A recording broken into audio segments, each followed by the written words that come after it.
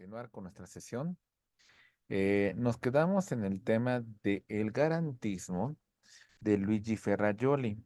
Atención, por favor, hay muchos temas importantes que hay que debatir sobre esta postura del garantismo de Luigi Ferrajoli.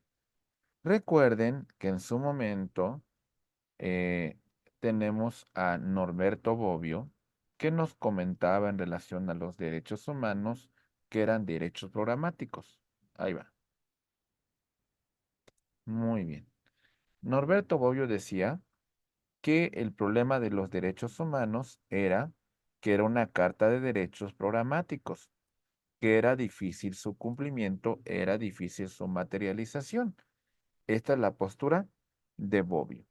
Muy bonita la declaración de derechos, muy bonitos los postulados de derechos humanos, pero son poco efectivos. ¿Sale? En este punto vamos a encontrar que uno de los alumnos del gran jurista Norberto Bobbio es Luigi Ferrajoli. Y Luigi Ferrajoli nos presenta su teoría del garantismo jurídico, la cual hace un planteamiento interesante en relación a estos puntos de cómo opera el garantismo para hacer eficaces los derechos humanos. Ferrajoli entiende esta postura de la siguiente manera. Ahí va. Ferrajoli empieza a hacer alusión a los derechos humanos, derechos intrínsecamente vinculados, intrínsecamente reconocidos al ser humano, pero que estos derechos, para hacerlos efectivos, los vamos a plasmar en una norma fundamental. Cuando esos derechos humanos se plasman en este documento fundamental, es decir, los derechos humanos se positivizan, estos son conocidos con el nombre de derechos fundamentales. ¿Vale? Muy bien. Ahí va.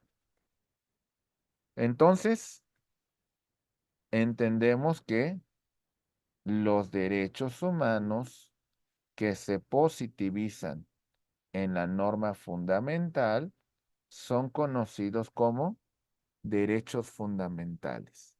Y ahora bien, maestros, para que esto se haga efectivo, se requiere de las garantías. ¿Qué son las garantías?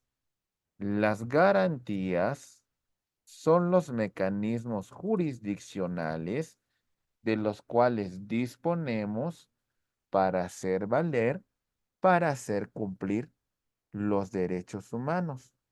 Entre estas garantías tenemos, por ejemplo, el ejercicio del control de constitucionalidad difuso, concentrado, pero también tenemos el control de convencionalidad en esa doble vertiente y por supuesto también el ejercicio del control de legalidad. ¿Vamos bien? Ok, bien. Seguimos con Luigi Ferrajoli. Atentos, por favor. Muy bien. Luigi Ferrajoli nos habla de una postura muy interesante en relación a el tema del garantismo. Las normas, ¿sale? Que son creadas a la luz de la norma fundamental, a la luz de la Constitución, van a ampliar en esa esfera de derechos, no a raíz de los procesos de la autoridad, sino el punto central es el respeto a los derechos humanos. A ver, ¿qué es lo que pasa aquí?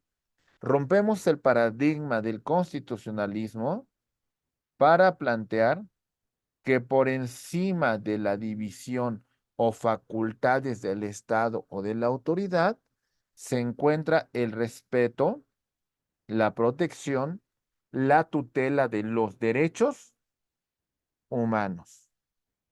¿Lo comprendemos, maestros? ¿Vamos bien? Eso está por encima.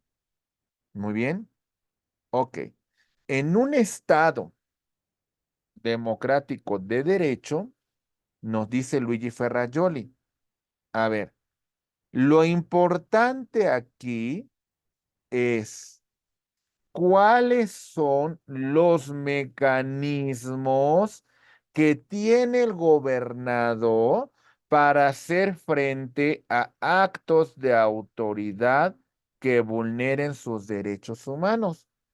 Y entonces un Estado democrático es aquel que tiene las garantías para salvaguardar sus derechos.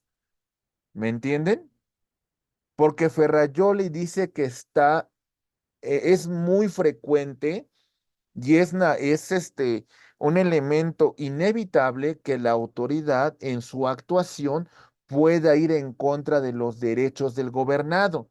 Pero lo importante para un Estado democrático es, ¿y qué mecanismos tienes tu Estado para que esos derechos se salvaguarden? ¿Qué mecanismos tienes tú para que esos derechos se protejan?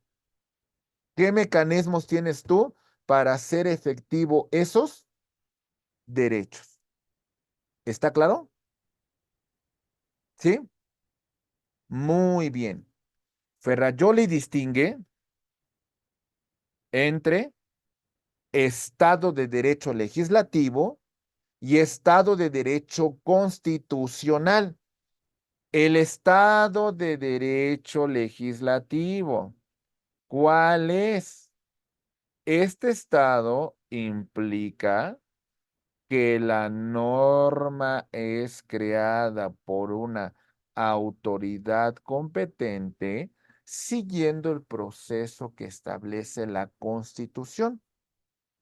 Pero el Estado de Derecho constitucional va más allá. El sometimiento a la Constitución y la garantía de los derechos humanos. ¿Entendemos eso? ¿Vamos comprendiendo la postura de Ferrajoli? ¿Sí o no? Ok. Aquí tenemos, mis queridos amigos, un cuadro que va a explicar un poco. Perdón, ¿eh? Ok, sí. Ahí va. Este cuadro nos va a representar un poco el tema de la línea del cuadro deóntico sobre temas de disyunción e implicación de la norma. La norma establece la posibilidad de realizar una actuación y nos da permiso, nos da facultad para actuar. Si actuamos conforme a esta regla, no cometemos ninguna falta, sino todo lo contrario. Actuamos en ejercicio de este control de constitucionalidad, de convencionalidad. ¿Sale? En contraposición de esa posibilidad o de ese permiso, tenemos que no se le faculta a ninguna autoridad, que es imposible que realice un acto contrario a lo que establece la Constitución o la norma que ella deriva, o no hay permiso a. Por ejemplo, les hago una pregunta, maestros. ¿Existe la posibilidad que la autoridad desvíe un recurso público para un fin particular? No, ¿verdad? Estamos de acuerdo con que eso no es posible, ¿verdad? Les hago una pregunta. ¿Existe la facultad de que para hacer frente a situaciones de emergencia, la autoridad tenga que suspender derechos fundamentales en una zona, en una región, para combatir situaciones de riesgo? ¿Sí o no? ¿Está esa posibilidad o no? Sí, entonces es posible, hay permiso A. ¿Sale? Ok. Por ejemplo, aquí está. Otra línea de disyunción. No todos, en algunos casos, o permiso, a no. Por ejemplo, les hago una pregunta. ¿Quiénes tienen la facultad de resolver los juicios de amparo que presenta el gobernado contra actos de autoridad que vulneran derechos fundamentales? ¿Cualquier juez, cualquier ente público? No, ¿verdad? No todos, solamente los tribunales de la Federación. Es contingente en algunos casos porque se permite la tramitación del amparo por autoridades particulares, ¿verdad? En casos de afectación a derechos fundamentales que prohíbe el artículo 22 de la Constitución. Ahora vámonos con la línea de disyunción. Les hago una pregunta. ¿Todos los jueces deben hacer un ejercicio de control de constitucionalidad difuso para velar por los derechos humanos o no todos? Sí, Todos, ¿verdad? Entonces, todos. ¿Y es necesario que hagan ese ejercicio o no? ¿O solamente cuando quieran? no, tienen que hacerlo en cada juicio. Entonces, es ex oficio, ¿verdad? O sea, no tienen el permiso a no actuar, tienen que actuar porque hay un mandato constitucional para que velen por los derechos humanos. Muy bien. Entonces hay esas líneas de disyunción que tenemos en el ejercicio de este cuadro deóntico. Es muy importante que lo estudiemos, mis queridos amigos, porque de alguna manera nos ayuda a interpretar la teoría del garantismo de Luigi Ferrajoli. Seguimos entonces hablando de Ferrajoli con el tema del garantismo jurídico. Ahí va. Empezamos. Características del garantismo. ¿Sale? Primer punto, una tesis metodológica de la aproximación del derecho y una separación entre el ser y el deber ser, entre efectividad y normatividad. Recordemos que es toda una postura ideológica que vamos a aplicar, ¿sale? Entonces, cuando hablemos del garantismo, ustedes me distinguen esto. Aquí están los derechos humanos, ¿sale? Reconocidos. Derechos humanos que se positivizan en la norma, derechos fundamentales y las garantías para hacerlo efectivo. ¿Sale? En esta postura de Ferrajoli sobre el garantismo, vamos a hacer un planteamiento en el siguiente tema. Ahí va. Muy bien. Ahí va. Esta tesis nos menciona lo siguiente. Vamos a analizar el aspecto metajurídico. El enjuiciamiento entre moral y derecho. Es decir, hacemos un ejercicio de valoración, hacemos un ejercicio de ponderación, ponemos los derechos en la balanza, ¿sale? El jurídico, enjuiciamiento interno del derecho. Esta postura es el tradicional positivismo jurídico, que la norma se encuentra adecuada a la Constitución y que haya sido creado por una autoridad competente para la creación del derecho.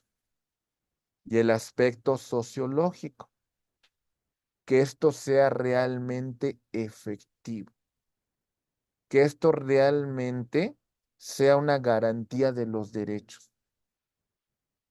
¿Entendemos esta postura, compañeros, en relación al garantismo? Entonces recuerden, el metajurídico, este ejercicio de ponderación, este ejercicio de valoración, el jurídico, analizamos el positivismo jurídico, la concordancia de la norma a la Constitución y que haya sido creado por una autoridad competente. Y el sociológico, que realmente sea efectivo. Muy bien. Ok. Decimos. Ahí va. En el aspecto metajurídico, vamos a hacer una separación entre el ser y deber ser, entre el derecho y la justicia. ¿Y qué va a pasar, maestros, si encontramos una discrepancia entre derecho y justicia? ¿Qué tenemos que hacer? ¿Hacia dónde inclinamos la balanza? Hacia la justicia. Hacia la justicia, ¿verdad? Porque eso puede ocurrir, ¿eh?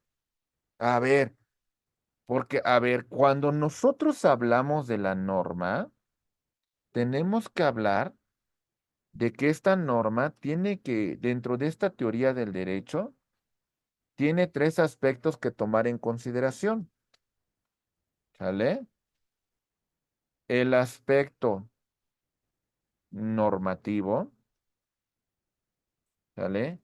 El aspecto axiológico.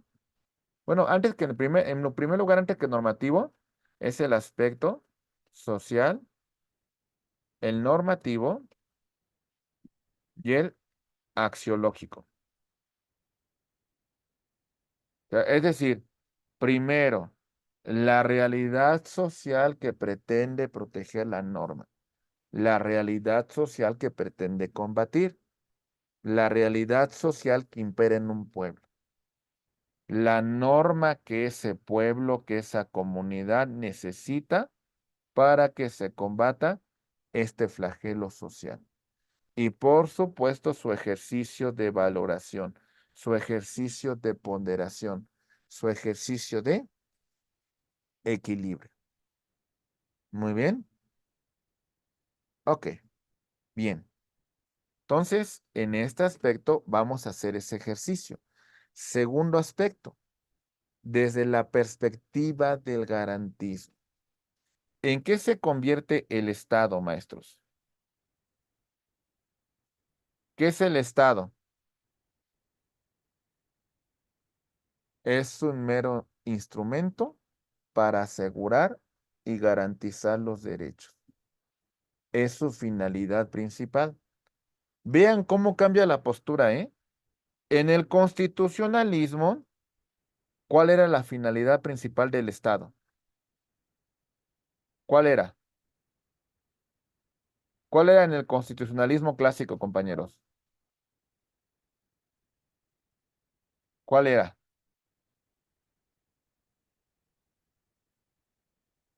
Compañeros, primero, organizar el Estado, ¿sale? Esto era lo principal.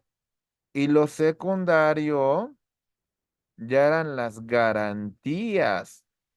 Ahora no. Ahora en el Estado neoconstitucional cambian. ¿Y qué es lo principal para el Estado? ¿Qué se convierte en prioritario? Las garantías. Las garantías. Esto es principal. El tema de las garantías, el tema de los derechos fundamentales, el tema de ese respeto. ¿Vamos bien? ¿Sí? Ok. ¿Dudas sobre la postura de Ferrajoli en relación del garantismo? ¿Se entiende esa triple postura del garantismo, compañeros? ¿Sí? En el aspecto metajurídico, en el aspecto jurídico y en el aspecto relacionado con el tema sociológico. ¿Sí? Bien. Siguiente autor. Vamos a hablar de un jurista alemán de nombre Robert Alex, con su obra Teoría de los Derechos Fundamentales. ¿Listos? Bien. Robert Alexi, en esta obra, nos habla de los siguientes aspectos. El rango máximo, la máxima fuerza jurídica, la máxima importancia y la máxima indeterminación. Empecemos con el primero, el rango máximo. Ahí va. Muy bien. En esta obra hace mención a su patria, Alemania. Nos habla del rango máximo de los derechos fundamentales, que ¿dónde se encuentran regulados, maestros? ¿En dónde? En la En la Constitución. Constitución. Exactamente. Y nos dice Robert Alexi, el derecho federal está por encima de los derechos de los estados. Y si los estados crean una norma que controviene a la norma federal, ¿sale? Esa norma va a ser declarada inconstitucional. ¿Entendemos esto? Entonces, el rango máximo nos dice Robert Alexi. A ver, México es un estado federal, ¿ok? En este estado federal vamos a tener una constitución federal como la que vemos acá, pero también tenemos las constituciones de cada una de estas entidades federativas. Pero por encima de cada una de ellas, ¿cuál se encuentra, compañeros? ¿Cuál tiene la máxima ponderación? La La, federal. la federal. ¿Entendemos entonces este primer postulado de Robert Alexi? ¿Sí? Segundo postulado. Ahí va. La máxima fuerza jurídica. Dice, los derechos fundamentales vinculan como derecho vigente a todos los poderes. ¿Sale? ¿Entendemos esto? ¿Esto qué significa? Que todos los poderes, compañeros, todos los poderes del Estado van a encontrarse superditados al tema de la garantía de los derechos fundamentales. ¿Sale? Los van a hacer cumplir, van a velar por ellos. ¿Está claro este postulado? ¿Sí? Seguimos y decimos, ok, en la República Federal de Alemania, los derechos fundamentales están plenamente controlados por todos los tribunales, desde el inferior hasta el Tribunal Constitucional. El control judicial se extiende por todos los poderes. Si la premisa del Estado es el respeto a los derechos fundamentales, nos dice Robert Alexi, estos derechos fundamentales los va a proteger desde el juez de menor jerarquía, desde el juez superior a este, hasta la máxima magistratura, que es el Tribunal Constitucional. Es decir, todos los jueces, de acuerdo a su diferente, a su jurisdicción, van a hacer valer los derechos fundamentales. Comentarios, dudas, ¿está claro? ¿Sí o no? ¿Sí? Muy bien. Siguiente. La máxima importancia. Los derechos fundamentales, ¿qué son, maestros? Es la estructura básica de la sociedad. Por eso el Estado debe de garantizarlos. Por eso es el parámetro bajo la cual la autoridad debe de actuar. ¿Lo entendemos? la máxima importancia. ¿Sí? Último postulado de Alexi. Nos dice la máxima indeterminación. No se puede deducir lo que representan los derechos fundamentales a partir de lo que al texto nos dice la norma fundamental. Para eso nosotros tenemos que acudir a la interpretación de los órganos facultados. ¿Sale? Sentencias, resoluciones, casos que resuelven los tribunales de máxima jurisdicción. ¿Se entiende? Es decir, no se me conformen ustedes, de acuerdo a Lexi, con conformarse con el tema, mis queridos maestros, de decir, bueno, yo ya sé qué derechos voy a aplicar desde el estudio literal de la Constitución. No es suficiente, ¿verdad? No basta. Entonces, ¿qué tengo que hacer? Tengo que ir más allá y voy a ir a los criterios que va a resolver, que van a garantizar, que van a hacer valer la Suprema Corte de Justicia de la Nación. ¿Comentarios, dudas? ¿Se entiende, compañeros? ¿Sí o no? Trato que el tema más filosófico se vuelva más práctico, ¿eh? Maestra Araceli, te escuchamos. Su micrófono.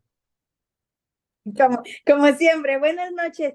Buenas Maestro, noches. doctor, lo que nos está explicando más o menos es que, o sea, sí, que por la ley vamos a ganar esto y esto, pero el juez, hay que pensar cómo va a reaccionar el juez o cómo lo va a tomar el juez para poder ganar el caso. ¿Algo así nos quiere dar a entender? Y viene, yo creo que el caso El de criterio del juez, el criterio del juez, entonces. a ver, lo importante aquí que deben tomar en consideración de conformidad con la postura de Robert Alexi es, a ver, primer parámetro. Vamos a ver, para que ustedes lo vayan aplicando a un caso concreto. Lo primero, es decir, el primer postulado que tienen que tomar en consideración ustedes cuando apliquen un caso en particular, ¿vale? Ahí va, ahí va. Este caso, lo primero es la norma fundamental, la Constitución, se encuentra por encima de las otras normas.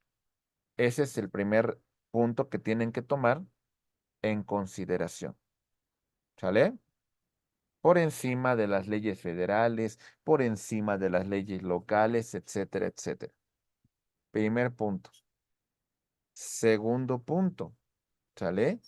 Tomen en consideración los derechos fundamentales en lo que conocemos como la máxima fuerza jurídica, se van a proteger desde el juez de primera instancia hasta el órgano jurisdiccional de más alta jerarquía. ¿Se entiende? Desde el primero hasta el último. Muy bien. ¿Vamos bien? Los derechos fundamentales no es una cuestión mínima. ¿Qué es lo que va a permitir el desarrollo de la sociedad? Que estos derechos se respeten, que estos derechos se garanticen. Y la máxima indeterminación nos dice, a ver, si yo quiero conocer los derechos fundamentales que reconoce mi Constitución y los tratados internacionales, ¿me basta con estudiar estos dos documentos? No, ¿verdad? Implica que yo tengo que acudir a la jurisprudencia. ¿Sale? Implica que yo tengo que acudir a la interpretación que realizan estos órganos, a la más alta jerarquía, al más alto nivel. ¿Dudas, comentarios, aclaraciones? ¿Vamos bien? ¿Sí o no? Maestra Araceli, te escuchamos. Gracias. Maestro, disculpe, pues una pregunta nada más. Vi el reportaje pues aquí en Guadalajara está un templo que se llama La Luz del Mundo. No Ujú. sé si ya sepa, ¿verdad? Y Sí. ya ve que estaba ahí pues el que es su sacerdote, su pastor, lo que usted quiera.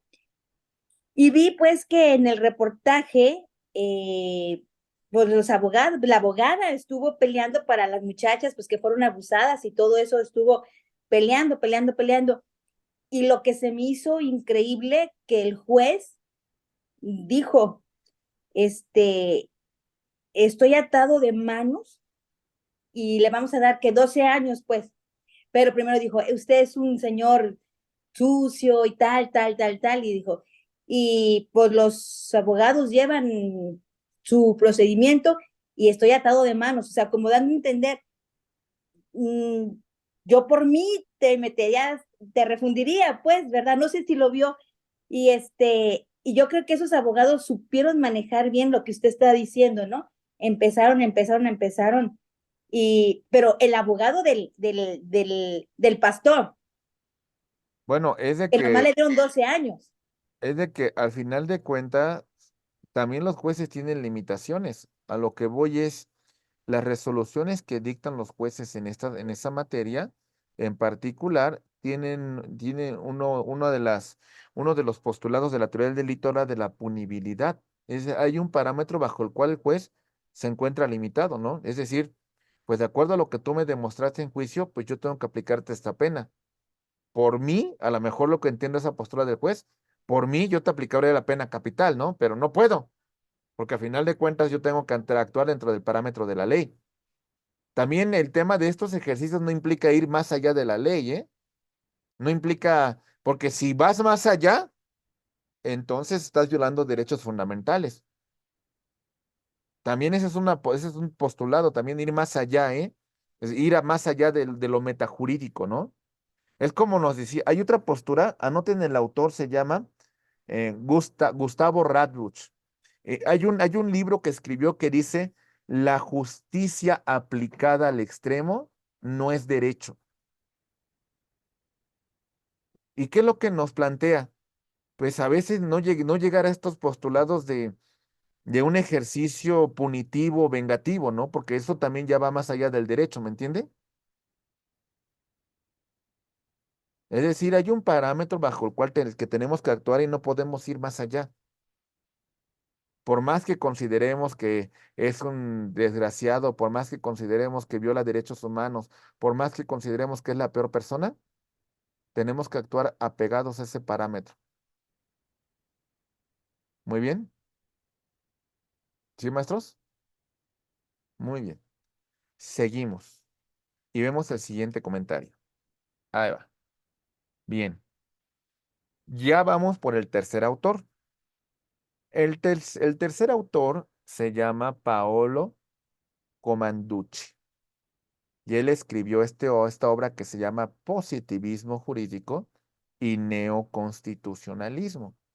Les pongo ahí las portadas por si después quieren buscar ustedes los autores y leerlo con más atención todas estas posturas, ¿vale? Muy bien, ahí va. Este autor nos habla de estos tres aspectos sobre el neoconstitucionalismo: el método, la teoría y la ideología. ¿Sale?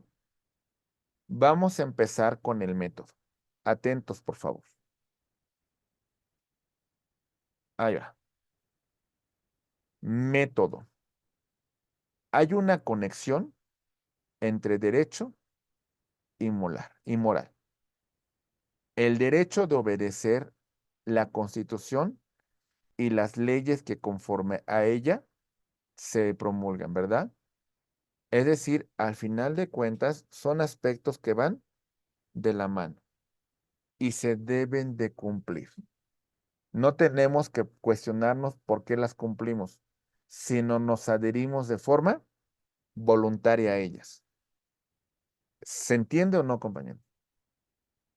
A ver, esta pregunta también se le hizo a un filósofo del derecho, ¿sale?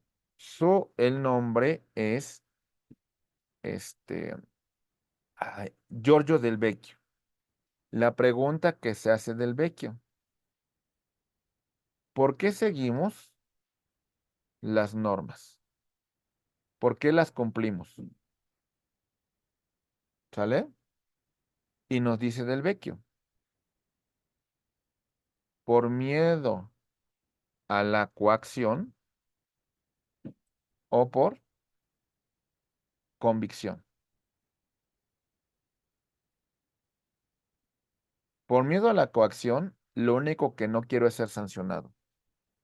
Y por convicción, estoy convencido de que someterme a la norma de forma voluntaria es el mejor camino para un bien común. Es el mejor camino para una armonía. Es el mejor camino para, pues, gozar o actuar dentro de este parámetro de armonización. ¿Por qué lo seguimos? Pues esta es la pregunta, ¿verdad? Entonces, ¿qué es lo ideal, maestros? Y ese es, o sea, en México, ¿por qué creen que entre comillas se sigue la norma? ¿Por qué creen? Estamos convencidos de ello, nos sometemos de forma voluntaria, creemos en que seguir la norma es lo mejor para un bien común.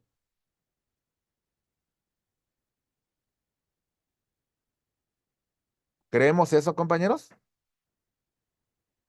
Díganme ustedes. Sí, Ah, ¿seguro sí lo creemos?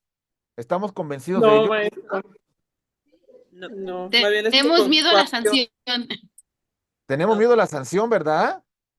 Porque si estuviéramos convencidos, sería una armonía total, ¿eh? O sea, a ver, si hay personas que van en contra del bien común, sí las hay, pero normalmente hay un sometimiento voluntario. ¿Se entiende? A ver, por ejemplo, en el tema del cumplimiento de las leyes en Japón, ¿por qué creen que se sigue, por qué creen que se cumplen las normas en Japón? ¿Por qué creen? Allá sí son muy disciplinados. Ok, Los y esa disciplina, ¿qué tiene, qué significa? Porque hay sanciones. Más que las sanciones, hay un convencimiento de un bien común. ¿Sale? Esta es mi educación y es mi forma de pensar. Yo cumplo con las normas por el bien común, por el respeto a terceros, por el respeto a los mayores, por el respeto a las personas, etcétera, etcétera. ¿Se entiende? Por ejemplo, no sé si han visto estas imágenes. Voy a poner ejemplo, ¿eh? Ahí va, perdón, ¿eh? Ahí voy. Muy bien. A ver. Incluso estas imágenes abundan mucho. Mm, a ver. ¿Ustedes qué ven ahí? ¿Qué ven ahí? ¿Qué es lo que podemos destacar acá?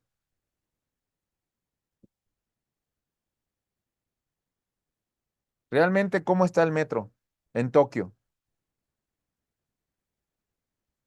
Está sobresaturado, pero dentro de todo, si ustedes ven videos, hay un orden, todas las personas se dan espacio, todas las personas procuran ingresar, se respetan, hay empujones normales porque tiene que haberlos para que entren bien, pero hay un orden, ¿sí? Y si vemos el metro de la Ciudad de México, compañeros, ven personas que está vacío el metro y se paran aquí y ni, no las mueves, ¿eh? Y ahí están y estorban el paso y no las mueves. Y estorban y ahí están. Por ejemplo, si vemos las estaciones del metro, afuera van a encontrar que hay muchas bicicletas parqueadas sin cadenas. Van a encontrarse que hay paraguas afuera del metro. ¿Por qué no los toman? Porque respetan la propiedad.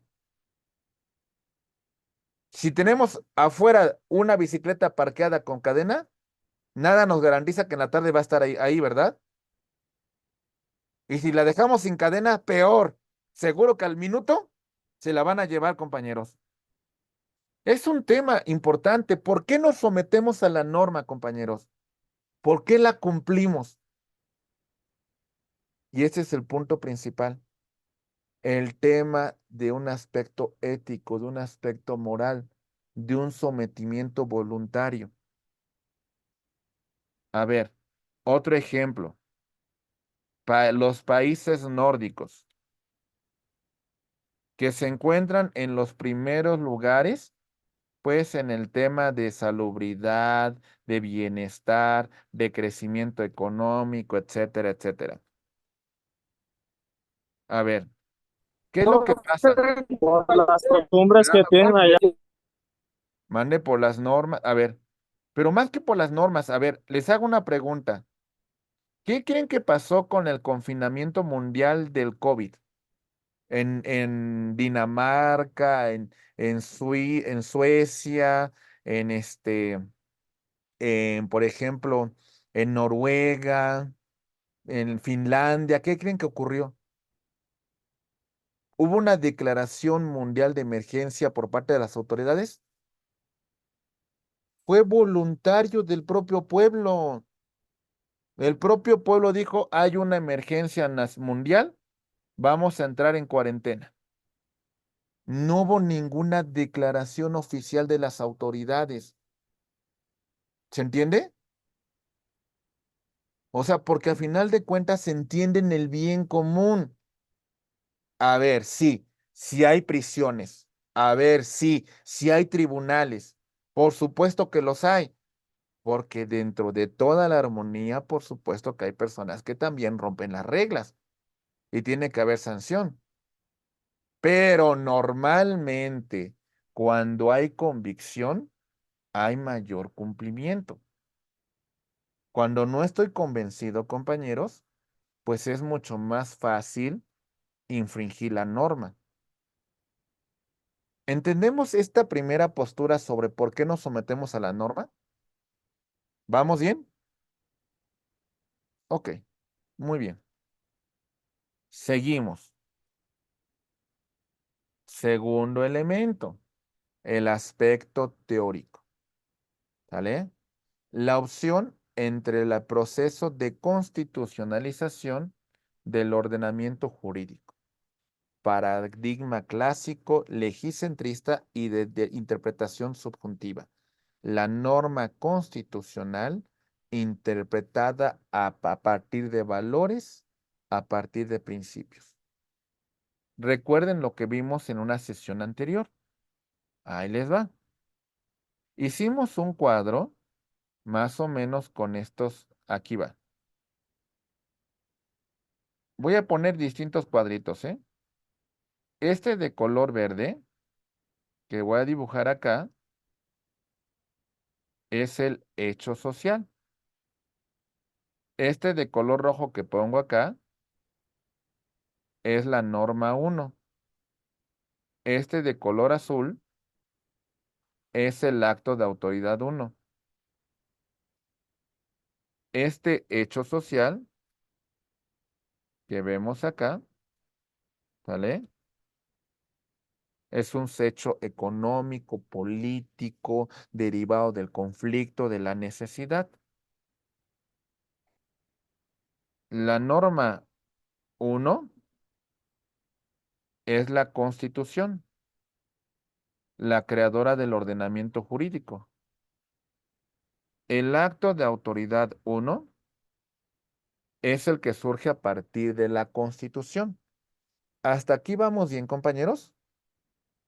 ¿Sale? El parámetro bajo el cual esta autoridad debe de actuar es en respeto a la norma 1, la norma fundante. La norma 1 no es una norma jurídica, es una norma política que tiene principios,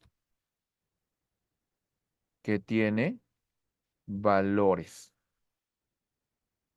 Ya después, aquí, la norma 2, ahora sí, esta norma 2 son reglas. No pongamos en el mismo parámetro a la norma 1 que la norma 2. ¿Se entiende? ¿Vamos bien? ¿Sí o no?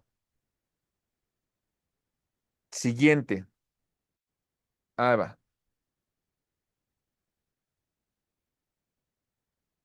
Ideológico. El poder político se encuentra limitado. El poder político debe tutelar los derechos fundamentales. Esto significa lo que dice nuestro artículo primero. La autoridad va a garantizar los derechos fundamentales, ¿sale? Que se reconocen en la Constitución y en los tratados internacionales en materia de derechos humanos. Y todo acto contrario a esto va a ser combatido a través de mecanismos de control difuso de constitucionalidad o a través de mecanismos de control concentrado, como sería el caso del juicio de amparo. ¿Vamos bien? ¿Sí o no? ¿Sí? Muy bien. ¿Sale? Perfecto. ¿Listos para ir por el cuarto autor? ¿Sí? Bien. Ahí va. Siguiente autor. Ahora vamos a estudiar la obra del neoconstitucionalismo de Juan José Morezo. Muy bien. Ok. Juan José Morezo, un jurista español, nos hace un planteamiento que ya estudiamos con antelación, la subsunción y la ponderación. La subsunción es que un caso en concreto se resuelve con la aplicación de la norma, ¿sale? No requiere mayor análisis, mayor criterio. Es decir, tenemos un caso. Ahí va. Este caso versa sobre un contrato de compraventa, ¿sale? Ok. Nos dice la premisa mayor que se encuentra en el Código Civil. El contrato de compra-venta es un contrato traslativo de dominio en la cual el vendedor transmite el dominio de una cosa al comprador, quien se obliga a pagar una determinada cantidad de dinero por dicha transmisión. Premisa menor, ¿sale? A, como vendedor, recibió el precio pactado para la compra del automóvil y B, no ha recibido dicho automóvil. Como consecuencia, la conducta de A va en contra del precepto estipulado dentro del contrato de compra-venta y las obligaciones que surgen a partir de este.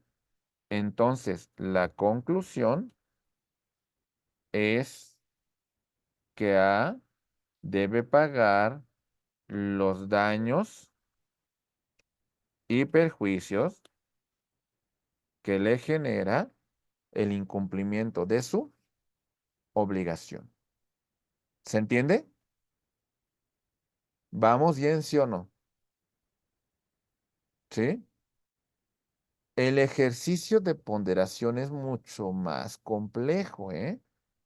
Porque la ponderación es un equilibrio, es una argumentación, es una interpretación subjetiva. Requiere un mayor análisis. Muy bien. Entonces, la ponderación, primer lugar, es una actividad radicalmente subjetiva y equivale a un juicio de valor del intérprete. ¿Sí? Muy bien. Es decir, ahí va. A este juez le hago un planteamiento en un caso, un planteamiento de constitucionalidad. Es decir, este juez penal no se va a limitar a resolver el caso penal planteado, ¿sale? Sino, como le estoy haciendo una argumentación de derechos humanos en ejercicio de constitucionalidad o de convencionalidad, implica que este juez tendrá que entrar al estudio de la Constitución y los tratados internacionales en materia de derechos humanos. Entonces, el ejercicio argumentativo va a ser mayor. ¿Vamos bien? ¿Sí? Ok. La ponderación tiene como consecuencia el particularismo jurídico. Es decir, sobre este caso que planteamos, la declaración de constitucionalidad o convencionalidad que plantee este juez se va a limitar al caso en concreto sin hacer ninguna declaración general. A esto lo conocemos con el nombre de relatividad. Muy bien. ¿Sí o no, maestros? Pero aguas, aguas. Porque si quien conociera de este caso no fuera cualquier juez, sino fuera la Suprema Corte de Justicia de la Nación, entonces rompemos este paradigma y los efectos, si es aprobado en pleno de la Corte por 8 ministros, ¿sale? O en el tema de las salas por 4 ministros, entonces van a crearse criterios generales.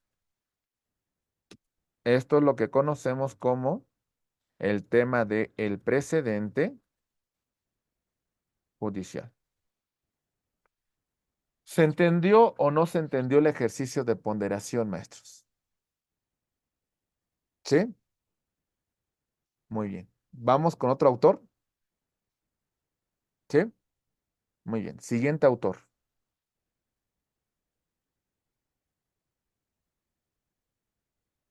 Mi estimado autor colombiano Luis Prieto Sanchís, en su obra Derechos Fundamentales, Neoconstitucionalismo y Ponderación Judicial, él nos hace un planteamiento en relación al siguiente postulado. Atentos. Dice, el Estado de Derecho, la teoría del derecho y la ideología. Empezamos por el Estado de Derecho, ¿sale? Esto es lo que nosotros conocemos con el nombre de el positivismo jurídico, ¿sale? Ahí va el positivismo jurídico.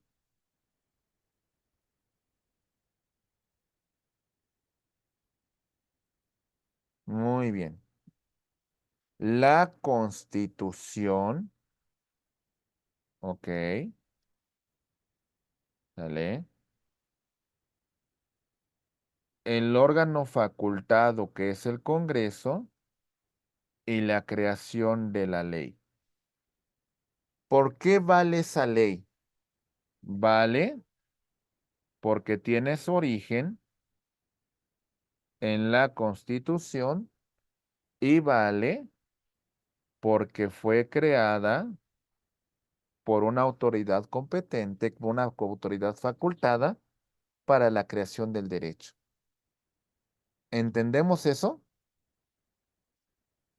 ¿Sí se capta, maestros? ¿Sí o no? ¿Sí? Ok, por eso vale la norma. Ahí va. Siguiente.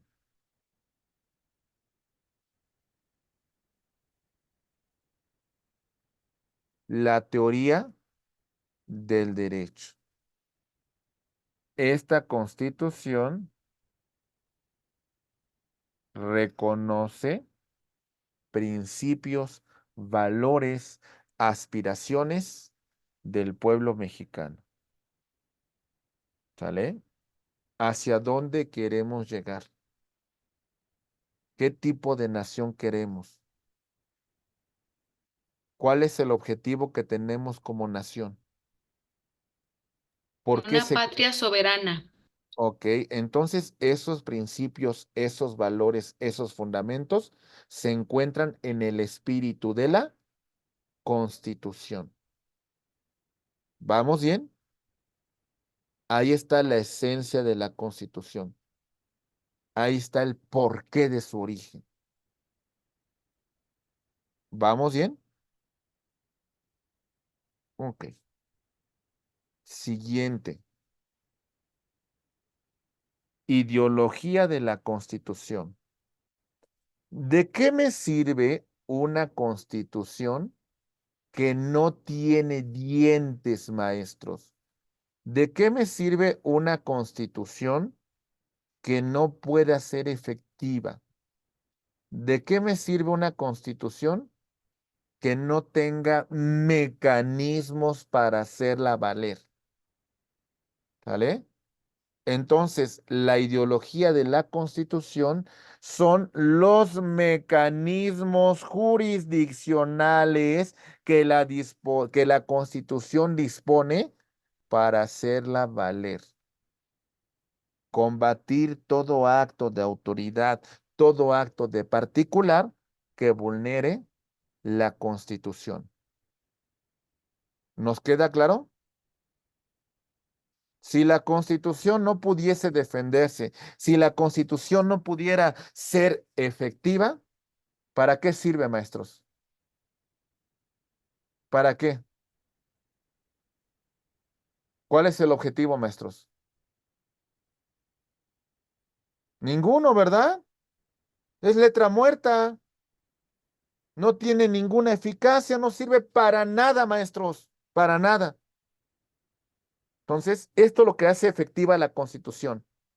Bien, continuamos y seguimos con este autor Luis Prieto Sánchez. La Constitución transformadora.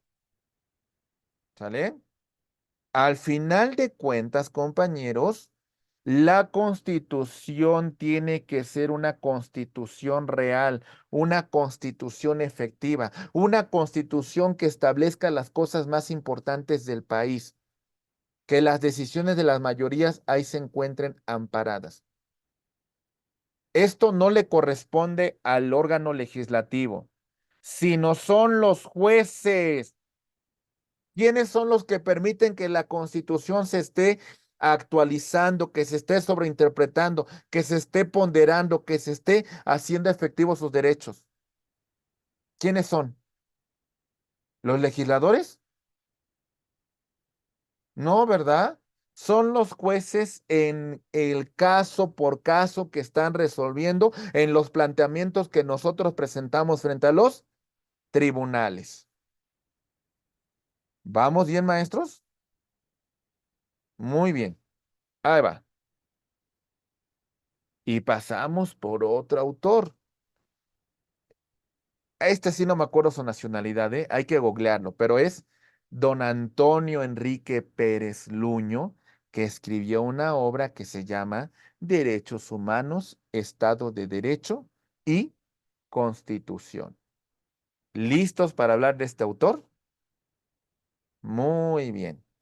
Él nos habla en primer lugar del Estado constitucional. Y en este punto nos dice lo siguiente, inciso A. El desplazamiento de la primacía de la ley a la primacía de la Constitución. Es más, uno de ustedes lo mencionó al principio. No, es de que la autoridad cumple el Estado de Derecho, cumple con la ley. Vamos más allá, compañeros. Y es decir, pónganse en el papel de jueces, pónganse en el papel de fiscales.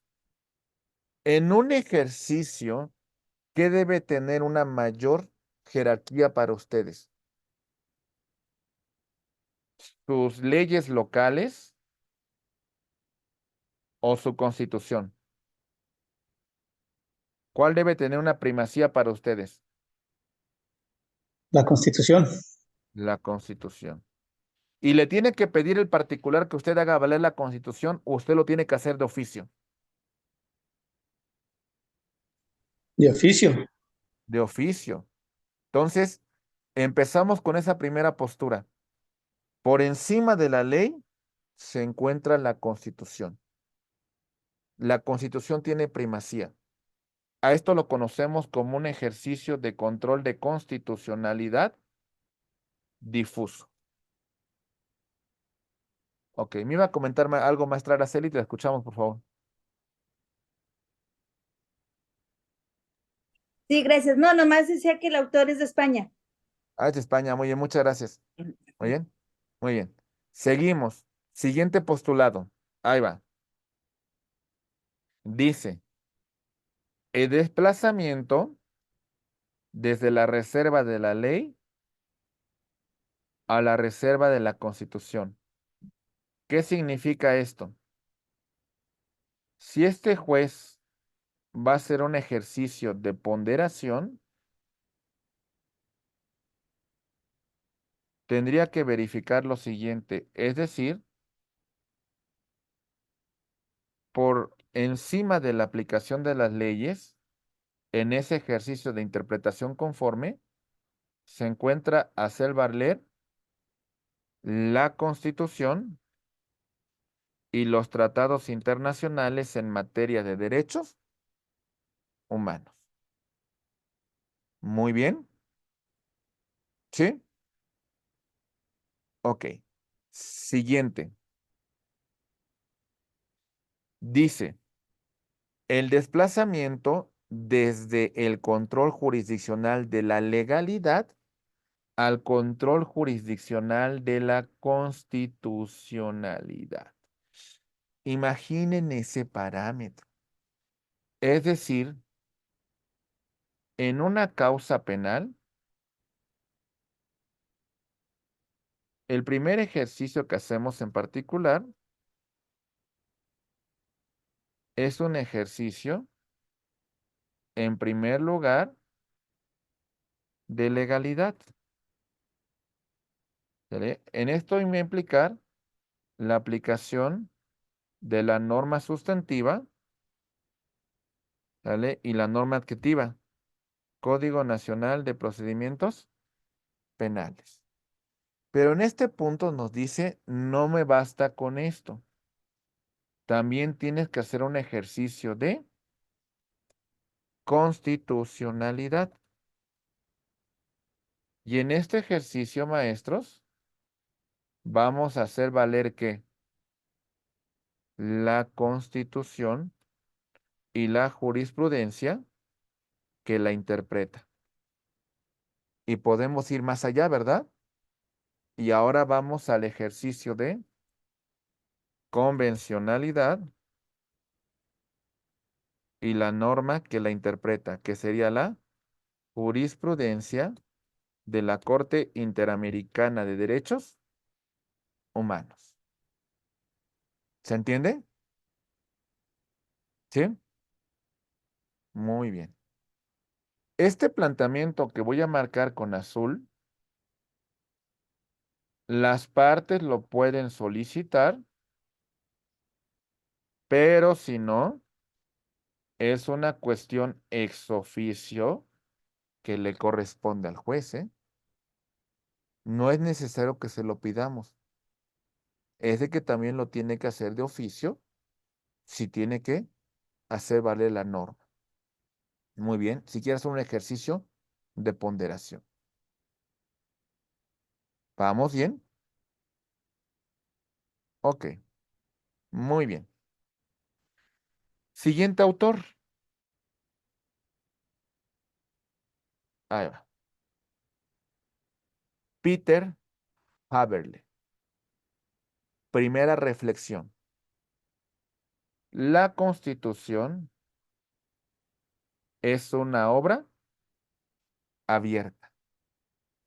¿Qué significará eso, compañeros? ¿Qué significa que la Constitución sea una obra abierta? ¿Alguien me lo puede decir, compañeros? ¿Tiene algún significado o no?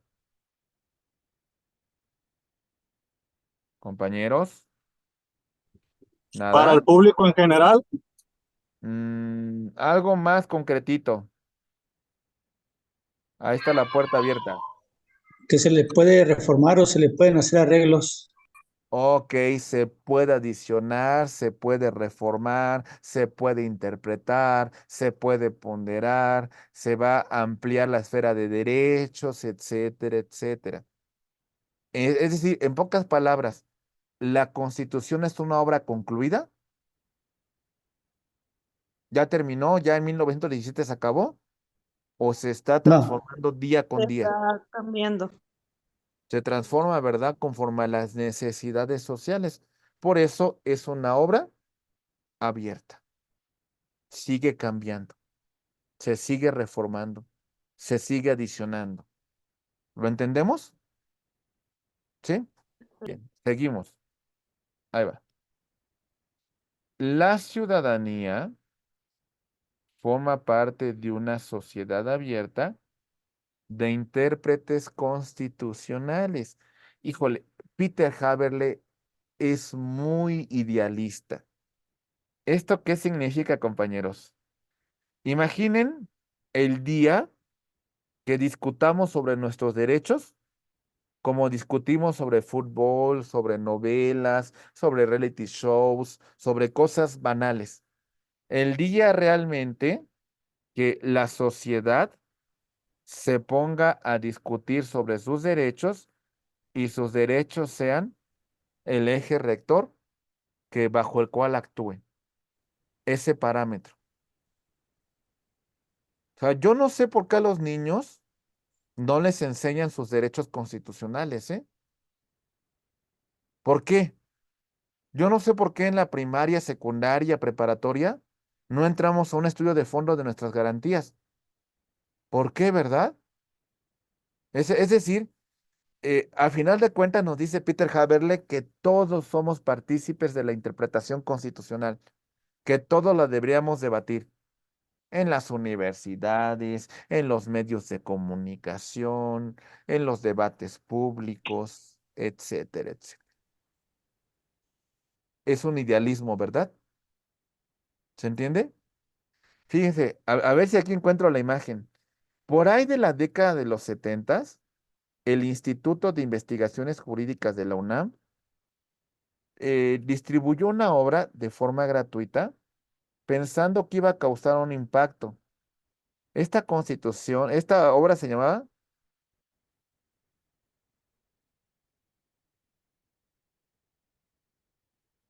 a ver si viene alguna imagen.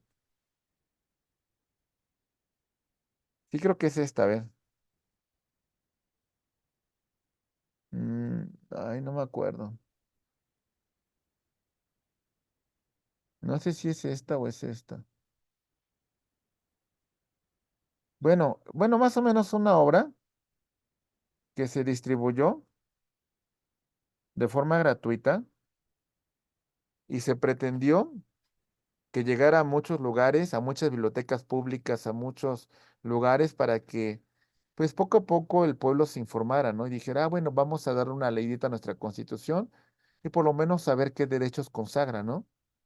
Y la verdad que tuvo un éxito negativo. No fue eficaz. No somos un país de electores y mucho menos van a leer una Constitución, ¿no? Lamentablemente. Si los que deben de conocerla no la conocen, pues ¿cómo le pedimos al pueblo que la conozca, verdad? ¿Se entiende? Muy bien. Continuamos y vemos lo siguiente. Tercer punto. Dice Peter Haberle. Los derechos fundamentales son una parte importante de la nueva cultura jurídica del Estado constitucional. Es decir, el Estado, ¿sale? Considera como parte esencial de su actuación, como parte primordial de la función que debe de realizar a los derechos fundamentales. Más o menos así. Este es el Estado y lo que debe de garantizar el mismo para hacer valer esto es el respeto, es la garantía de los derechos fundamentales. ¿Se entiende, maestros? Esta es la parte más importante del Estado, la garantía y tutela de los derechos fundamentales. Les hago una pregunta un poco superflua.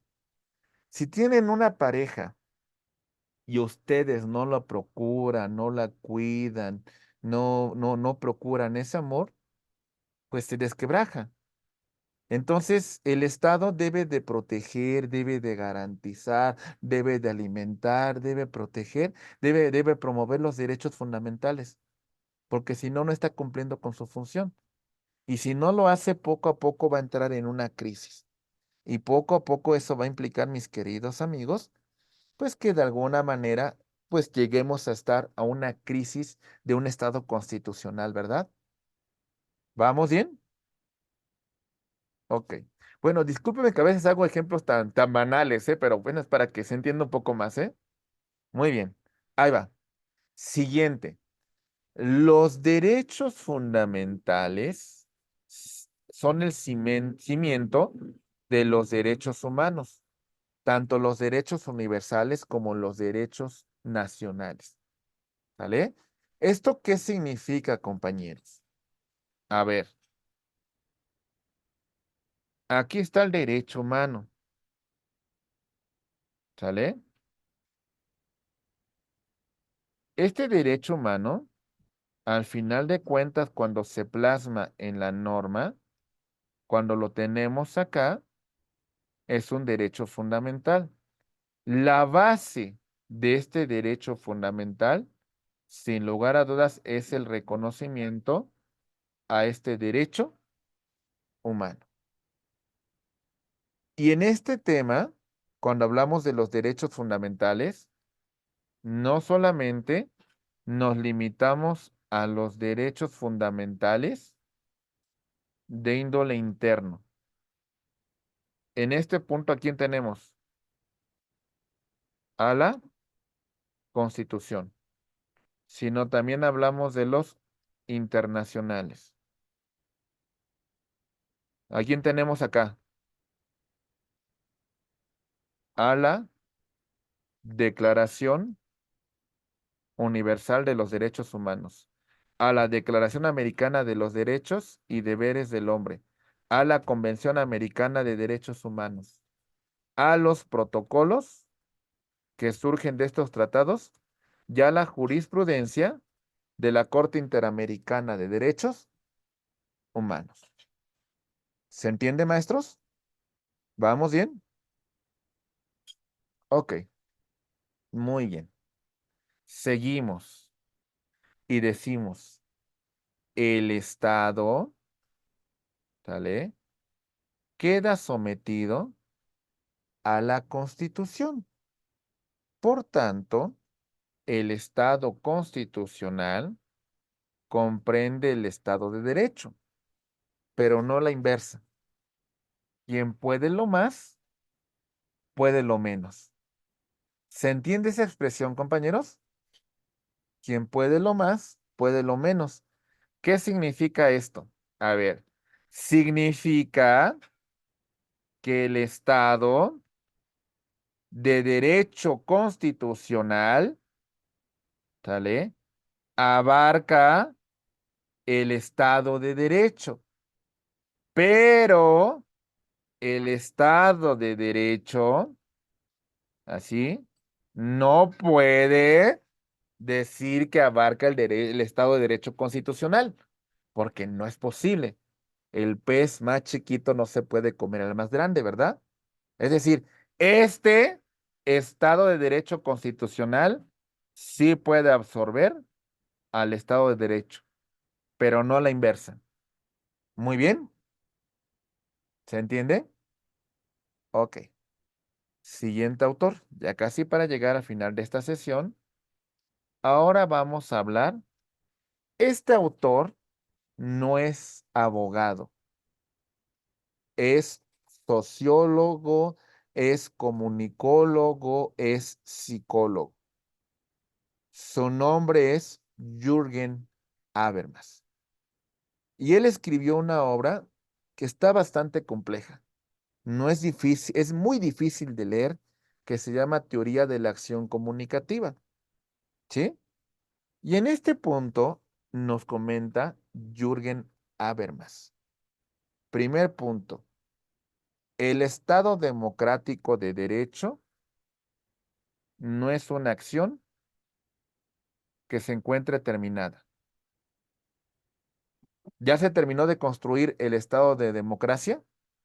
No, sigue construyéndose. Este Estado sigue ampliando sus horizontes. ¿Sale? ¿Hasta aquí vamos bien? No se ha concluido el Estado democrático. Sigue en construcción.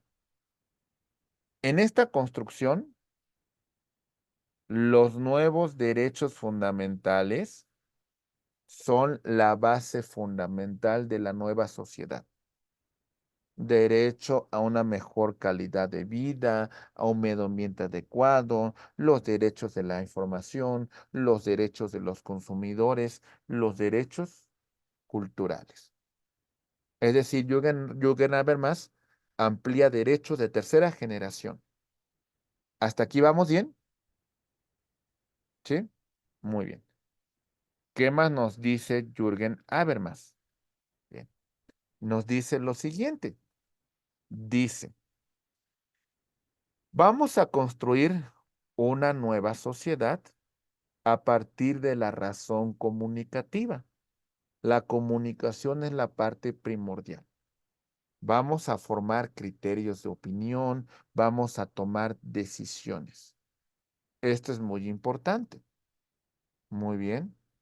El poder democrático y los principios republicanos.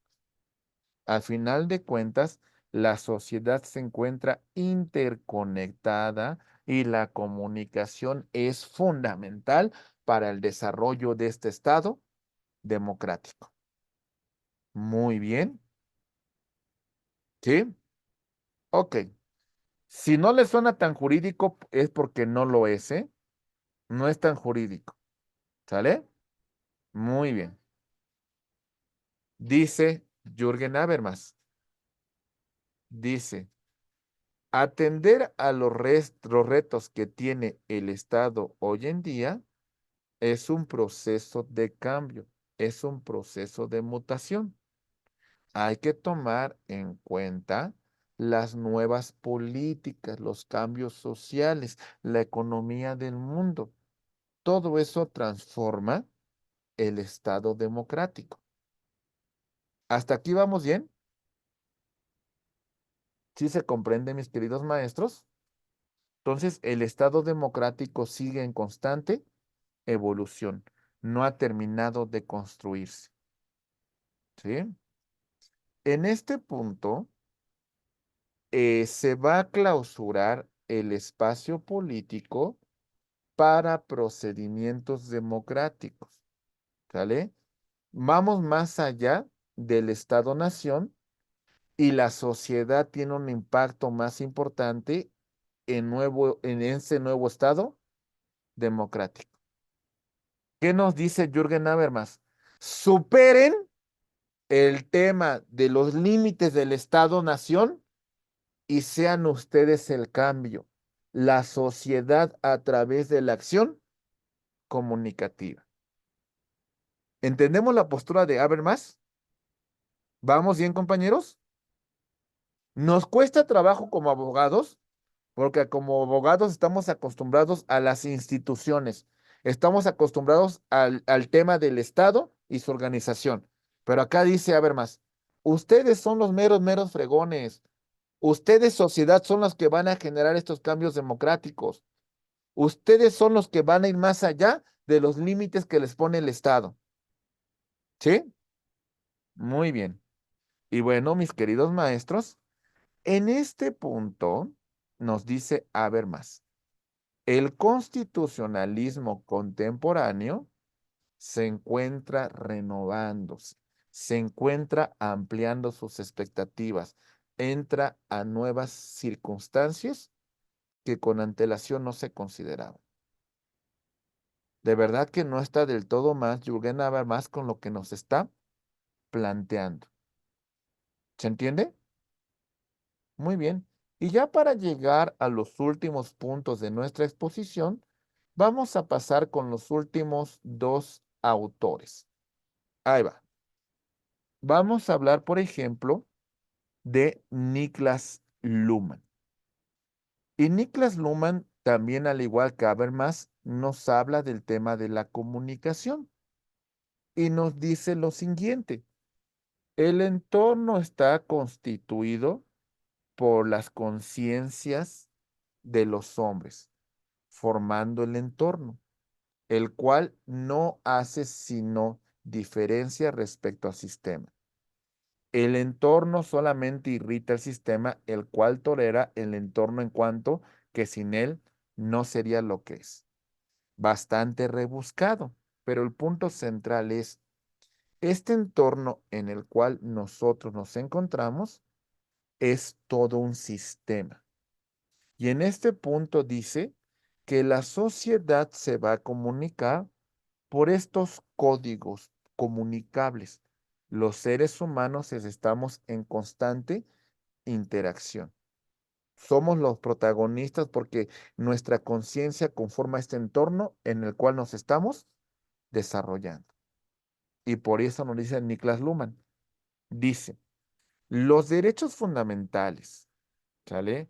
La dignidad tienen una función preponderante, ¿sí?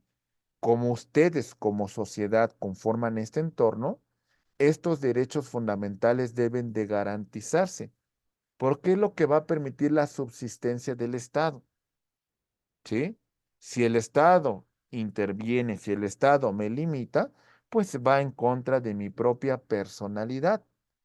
Niklas Luhmann es de los principales defensores de lo que la Corte conoce como el tema de autopercepción y lo que se conoce en relación como, ay, ¿cómo se le llama? La autodeterminación. ¿En qué consiste eso, compañeros? Ahí va. Desde esta postura, mi conciencia conforma mi entorno, maestros. Esto implica que si yo me quiero poner bien pacheco, compañeros, y no afecto a terceros, ¿cuál es el problema? ¿Por qué me tiene que limitar el Estado? ¿Por qué me tiene que restringir? Es mi entorno y es mi autodeterminación. ¿Vamos bien? Porque es la postura que tomó la Corte para la constitucionalización del tema de la marihuana con fines lúdicos, ¿eh?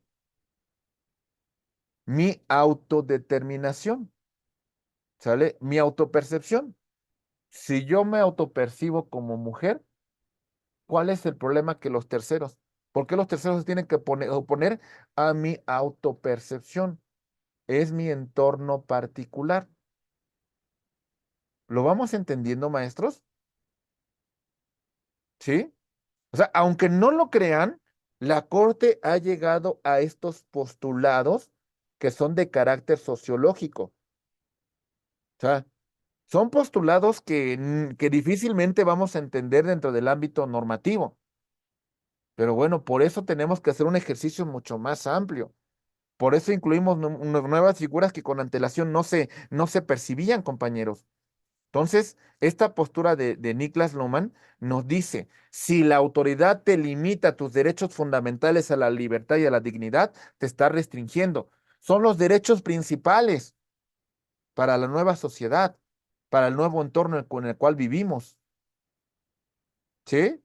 Si esto yo lo platicara a nivel licenciatura, mis alumnos se quiebran porque ya, pues esto no lo entendemos nada. Es lógico. Requiere un ejercicio argumentativo mayor.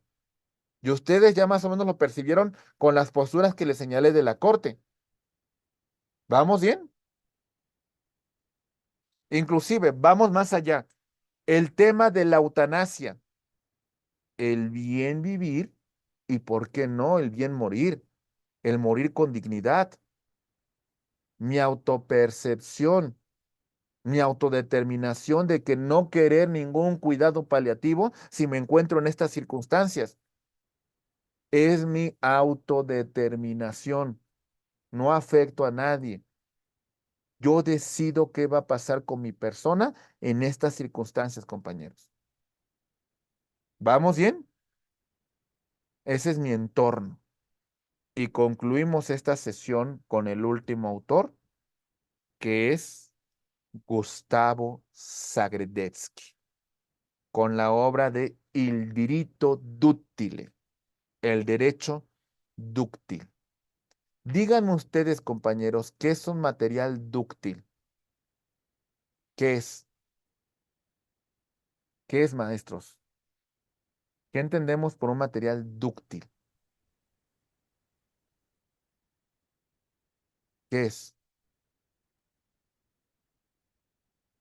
Maleable, adoptable, tiene otras formas, se puede transformar, etcétera, etcétera, ¿verdad? ¿Sí? El derecho dúctil, nos dice Gustavo Zaredevsky, es flexible, es maleable, es menos rígido, se transforma conforme a la sociedad lo necesita, conforme a los requerimientos del conglomerado humano. No se limita, va más allá. Muy bien. En este punto vamos a encontrar que las normas externas heterónomas coactivas se tienen que ir transformando conforme la necesidad social. ¿Sale? Se tienen que ir adaptando a los nuevos cambios de la sociedad. La Constitución es un ser viviente que tiene que adaptarse, que tiene que transformarse. En este punto, la argumentación, la interpretación jurídica van a generar estos cambios, ¿vale? La deontología va cobrando cada vez más fuerza. Les hago una pregunta. Ahí va. Por ejemplo, en esta postura que nos habla Gustavo Zagrebelsky sobre la norma maleable, el derecho dúctil, ¿cómo se va a transformar este derecho? ¿Cómo se va a transformar esta constitución? ¿Realmente hace mención Gustavo Zagrebelsky que pase al proceso normativo que establece el artículo 136 o es más concreto? ¿Qué dice Zagrebelsky, compañeros? ¿Cómo se va a transformar? ¿Cómo? Con la interpretación, con la argumentación, con la solución que caso por caso haga los órganos facultados para interpretar, para aplicar el derecho. ¿Cómo se transforma la Constitución? ¿Cómo se interpreta? ¿Cómo se transforma la norma? ¿Cómo se interpreta? ¿Cómo? ¿Reformándola o con los casos que se resuelven caso por caso? ¿Cómo? ¿Cómo, maestros? Caso por caso. Caso por caso, ¿verdad? Es decir, lo que nos dice aquí Zagrebelsky, la argumentación, la interpretación, la axiología, el ejercicio de ponderación. Podemos permitirnos normas rígidas, normas que no se interpreten, normas que se apliquen así, como diría, una máxima en el derecho latín, en el derecho romano que dice, la ley es dura, pero es ley. Es decir, no me importa si estás de acuerdo o no. Así es la ley y se acabó. Se aplica a rajatabla. Aquí no. El derecho es más adaptable conforme a la necesidad humana, conforme a la transformación social. El derecho se va adaptando. El derecho se va transformando, mis estimados maestros. ¿Lo entendemos? ¿Nos queda claro? ¿Sí? Muy bien, maestros. Pues bueno, en general hemos desarrollado y hemos concluido con estas dos visiones que mencionamos de el constitucionalismo contra el neoconstitucionalismo. ¿Sí? Estas dos posturas, por supuesto que tienen puntos de encuentro, pero también tienen puntos que las separan y que marcan una gran diferencia entre una y otra. Aquí lo que se les pide, maestros, es análisis, es argumentación, es interpretación, es ponderación, es ejercicios axiológicos. Necesitan cambiar de chip de un positivismo y la ley es dura, pero es ley, a un ejercicio más argumentativo, más interpretativo, más valorativo. ¿Se entiende? ¿Sí? La próxima sesión, esto lo vamos a llevar a cabo en temas prácticos cuando hablemos de un tema que se llama litigio estratégico, que será con la cual vamos a concluir la primera asignatura de su maestría en juicio de amparo en el sistema acusatorio adversarial. Yo sé que son temas complejos, es un tema de filosofía, es un tema de abrir mentes. Y eso es muy complejo y de verdad que yo sé que hay muchos ejercicios que tenemos que empezar a hacer.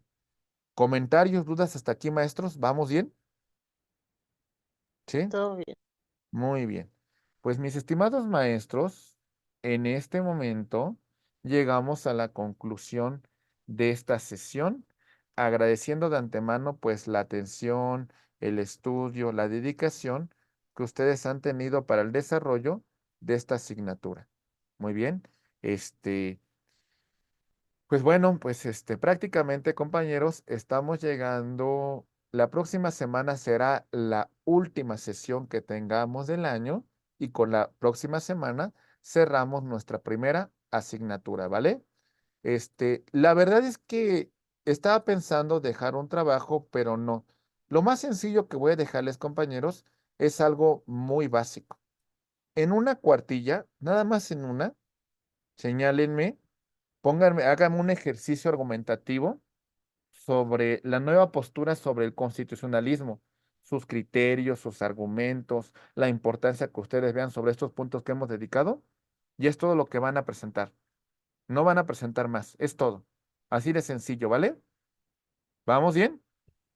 Para Ok. la semana que Que sería para entregarles calificación, inclusive la próxima semana, envíenmelo antes de clase, compañeros. Tomamos la clase y en automático les digo que ya tienen su 10. ¿Sale? ¿Sí? Maestro, ¿podría repetir de nuevo, por favor, la tarea? Van a ser en una cuartilla, ¿sí? Algo muy sencillo, mínimo una cuartilla y máximo dos o tres. Ahí ustedes sabrán, máximo, no, tampoco se quiebren tanto la cabeza, así muy sencillo. Van a poner su propio criterio, su propio desarrollo sobre la importancia que tienen estas teorías que venimos estudiando. O si creen que son obsoletas, que no tienen importancia y que debe primar el tema de la supremacía constitucional, también se vale, ¿no? Que me digan, no, para mí estas posturas no son las adecuadas porque lo que debe de poner, lo que debe de aquí hacer valer es la supremacía de la Constitución y es la norma suprema y es la que tenemos que aplicar y lo entiendo, ¿eh? Pero el punto es...